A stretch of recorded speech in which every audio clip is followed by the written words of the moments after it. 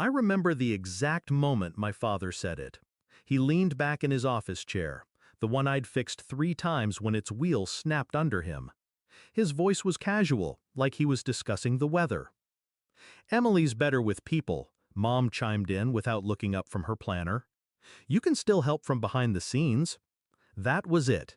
My 80-hour weeks, my missed birthdays, my bloodshot eyes from spreadsheets at 3 a.m., reduced to a shadow role, a helper. I didn't argue, I just nodded. Inside, I felt the ground shift. The loyalty I'd carried all my life cracked and collapsed. I grew up in that office. My earliest memories weren't playgrounds, they were conference rooms.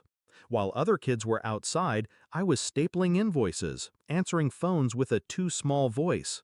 My father used to say, "One day, this will all be yours," and I believed him. But Emily, she was the golden child. The smile that charmed everyone at church, the laugh that filled rooms. She breezed in for a few hours a week, shook hands, snapped selfies with clients, then laughed. I thought it was harmless. She was the face. I was the engine. Together, we worked. At least that's what I told myself. The betrayal didn't reveal itself in one blow. It was death by small cuts. First, the private meetings I wasn't invited to. Then, the contracts that somehow had Emily's signature, not mine. Finally, that announcement. My parents, smiling like executioners, handing her the keys to what I had built. I didn't confront them. Anger would have given them control. Instead, I let silence do the work. I finished my tasks that week, cleared my files, and when Friday came, I walked out. No notice, no explanation, just absence. Dad called me 3 days later. His voice carried an edge I'd never heard before, panic. "Our biggest client is threatening to walk. They want the numbers you usually prepare. Can you step in?" I smiled into the phone, though he couldn't see.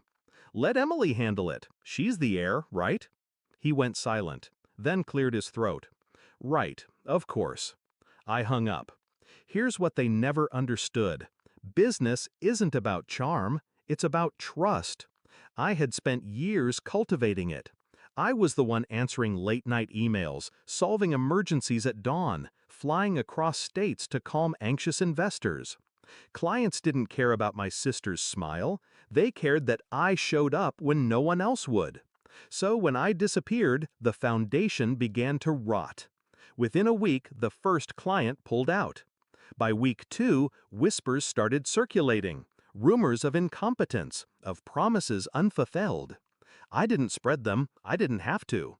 Reality spoke louder than lies. By week 4, 3 major contracts had collapsed.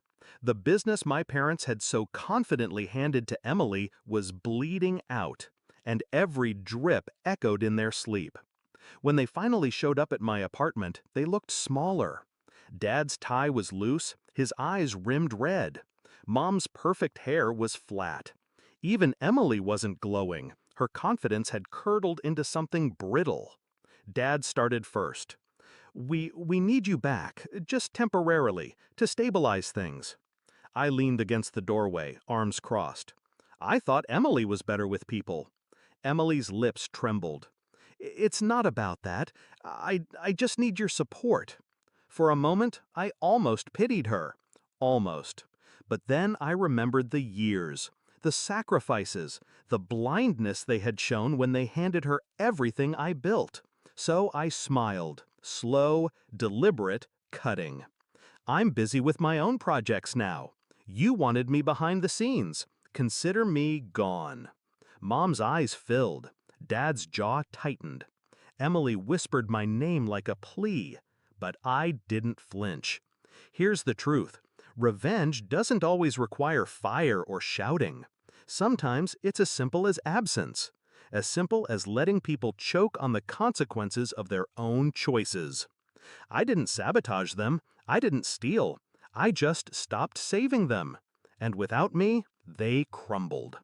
Now when I pass the old office, I see the for sale sign hanging crooked in the window.